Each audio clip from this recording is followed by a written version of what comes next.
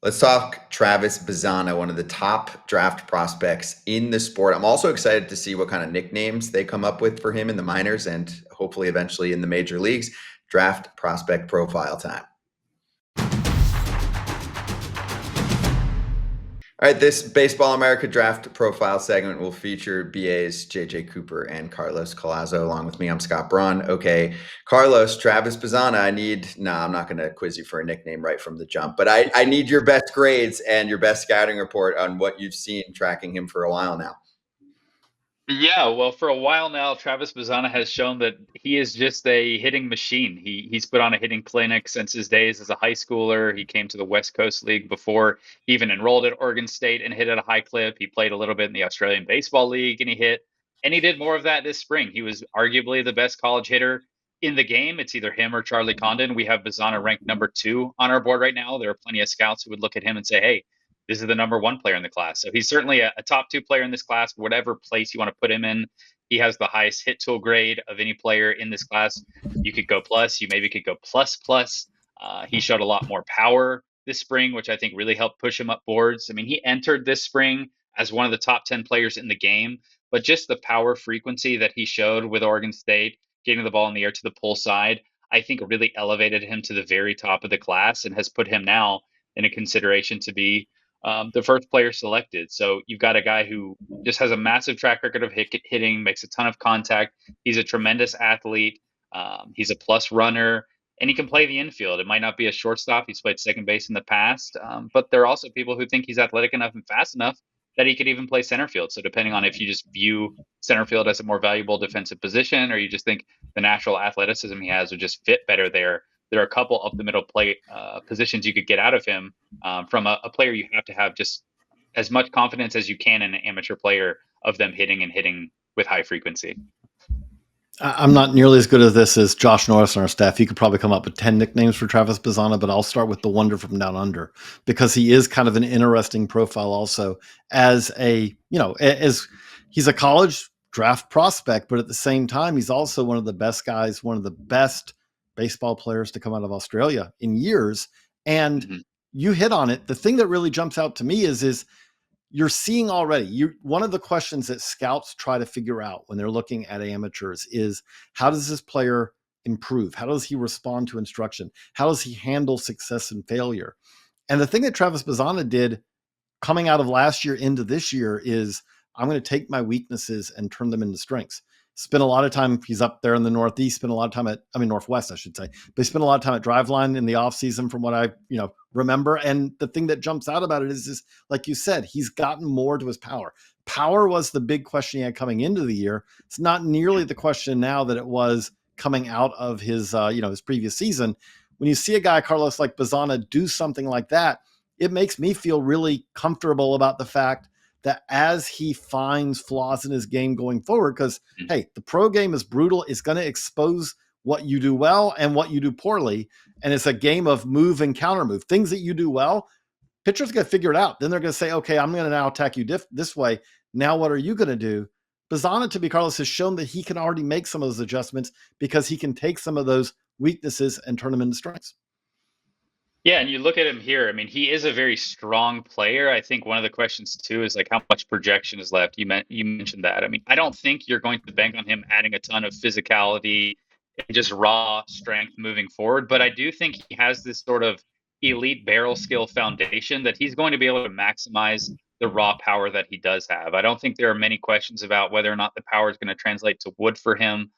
The huge power uptick this year, there are going to be a lot of questions about, the college offensive environment. But I do think of him as like, this isn't like an overall player comparison, but in the same way that Alex Bregman does not have the most raw power, but he just accesses his power with such frequency. I think Bazzana could be that type of hitter.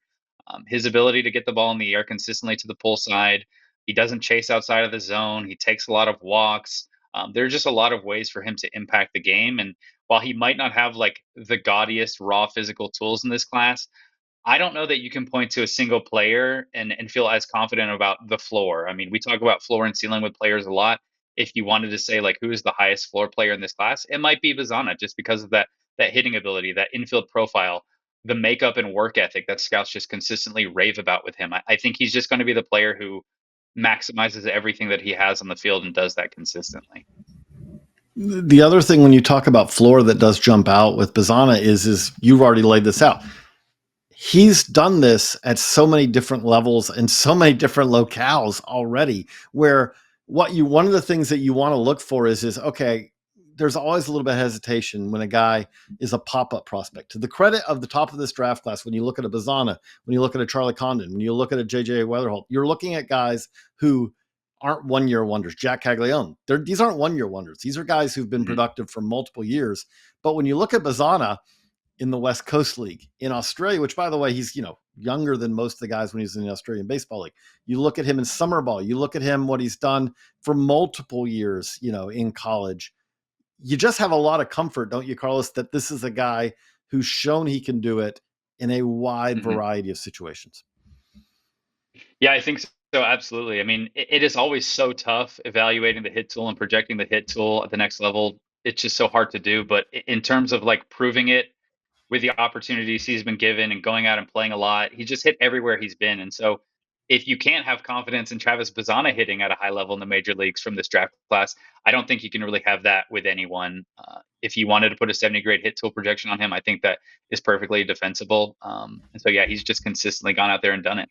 We've got the 70 hit tool on Bazzana, and this is a draft class where the two other guys that we have at the top of this class are D1 batting champs. So you talk about we came into this year and we said we're worried about this draft class, but here we are, we're sitting here and we've got three guys at the top of the class. We got one guy who led Division I in homers and batting average this year, Charlie Condon. We have another who led the nation in batting average last year, JJ Weatherholt.